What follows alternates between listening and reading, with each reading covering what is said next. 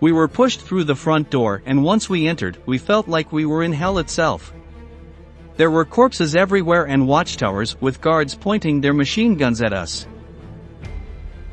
Meanwhile, gray ash fell from the sky from the bodies burned in the ovens. There were dogs barking menacingly, and the air was filled with the noise of loudspeakers shouting orders at us. There were always SS men on the lookout, in their spotless uniforms and well-holstered pistols.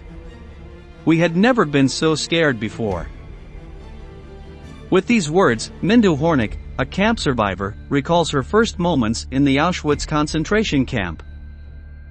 This site operated between May 1940 and January 1945, and it was here that Nazism committed its most aberrational crimes. But before we continue, we are very happy to tell you that this video is sponsored by Aura, an incredible tool that will help you protect all your data on the internet. It is not news that all our information is available to anyone on the internet, and that happens because there are brokers that are in charge of compiling all your information and selling it to other companies or people who request it to offer you something, spam you, or for even worse reasons. Aura will identify these brokers and remove all your private information. It will even remove you from spam and robocall lists. Aura also monitors your emails and passwords to see if they were involved in a data breach and exposed on the dark web, and gives you recommendations on what to do. Plus, it has a VPN, password manager, credit monitoring, and just about every internet security tool you'll ever need, all in one app. You can register using my code, aura.com/militaryhistory, or by scanning the QR on the screen, and try the application for 2 weeks, completely free of charge. Check how many brokers share your information and don't wait any longer to protect it. You can thank me later. I'll leave the links for you in the description and in the comments. And now, let's go on with today's video. Auschwitz prisoners were strictly watched by the SS, an organization that served as the camp's authority. Discipline was maintained with an iron hand, and any infraction, no matter how minor, was severely punished. The most frequent crimes consisted of acquiring more food than the one granted in the small daily ration, escaping from forced labor, or working with reluctance. It was also not allowed to smoke or go to the bathroom without permission, although urinating on oneself was also a crime. Inmates were required to wear their black and white uniform at all times, and those who tried to replace it with other clothing were punished. Life in Auschwitz was hell, but the prisoners had to go through it without complaint, and the regulations stated that suicide attempts were strictly prohibited. Those who tried and failed to take their own life would have to face the fury of Nazi officers. The administration of punishment was somewhat arbitrary, and it was up to the Auschwitz guards to decide the fate of offenders. The lightest penalties consisted of not being allowed to write letters or receive mail from their loved ones. This brought psychological consequences, but the physical integrity of a person was not threatened. From here, the intensity of the punishments increased. Sometimes prisoners were forced to squat with their arms outstretched and holding a heavy object in their hands. They had to stay like this for hours, knowing that if they didn't make it, they would suffer a beating. Sometimes, for the indiscipline of a single person, all his companions in the barracks were punished. The entire group had to stand in the courtyard, regardless of whether it was unbearably hot or bitterly cold. Sometimes they could spend a whole day like this, without eating or drinking, until most of them fainted and lay on the ground.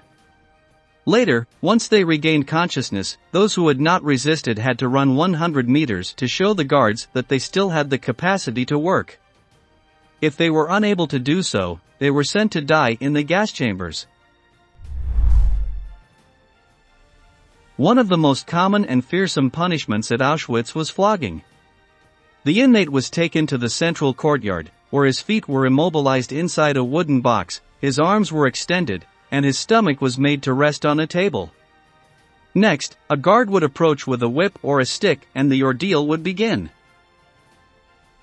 The blows tore the offender's body, shreds of skin dangling from his back, and a pool of blood formed around him.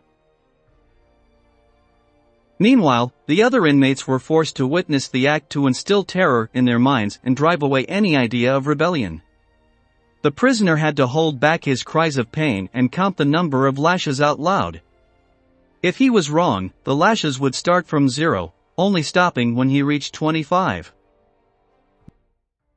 One of the cruelest punishments took place in Pavilion 11, the place where the rebels, saboteurs, and captured fugitives ended up. There, the prisoners were locked in cells whose windows were partially covered with bricks. In the dim light, the only thing they had at their disposal was a wooden bed, so uncomfortable that after sleeping on it they woke up with stiff muscles. However, in this dungeon there were even more terrible cells, like the famous dark cages, which had no windows. There were only sheets of metal with small holes through which air circulated and thin rays of light filtered through. The Nazis sent those sentenced to die of starvation here, so that the prisoner was plunged into absolute darkness for days. He received no food, although sometimes they gave him water to delay death and prolong his suffering, as he slowly lost his sanity and entered a state of delirium. Finally, the lack of food weakened him to the point where he lost his life. By the time the guards removed him from the cage, the inmate was little more than a pile of bones. Starting in 1942, the Nazis implemented a new type of cells, characterized by being extremely small spaces, barely 1 square meter. In this claustrophobic room, up to 4 people were admitted at the same time, who had to remain standing because they could not lie down.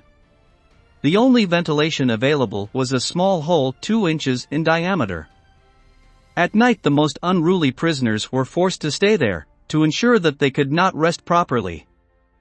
It should be remembered that arbitrariness reigned in Auschwitz, so an inmate did not always know the reasons for which he was punished. Sometimes the guards were in a bad mood or bored and decided to entertain themselves with the suffering of others. The beatings were a daily occurrence, and at times the assaults escalated to the point where the prisoner's head was thrown into an oven. They wouldn't let him out until the heat burned all his skin and cooked his eyes. On the other hand, the SS liked to organize dances of death, that is, taking a Jewish prisoner into a ring, where 3 guards who knew how to box would beat him to death. In the testimonies of the survivors, it is clear that one of the most feared punishments was that of the post. This penalty was administered in the courtyard outside Pavilion 11, where the offender's hands were tied behind his back and then he was hung from a crossbar so that his feet did not touch the ground. The victim was left for hours in this position, often losing consciousness. The direct consequence of this punishment was that his shoulder tendons were torn, making his arms useless. Since he could no longer serve in forced labor, he was usually sentenced to death and killed by firing squad or in the gas chambers. As we see, Auschwitz was the climax of the Third Reich's madness, and the horror did not cease until it was liberated by the Allies in early 1945. We have reached the end of the video and we want to ask you, what do you think was the most savage punishment in Auschwitz? Leave us your answer in the comment box below and don't forget to subscribe to our channel to learn about many more military events that left their mark on history.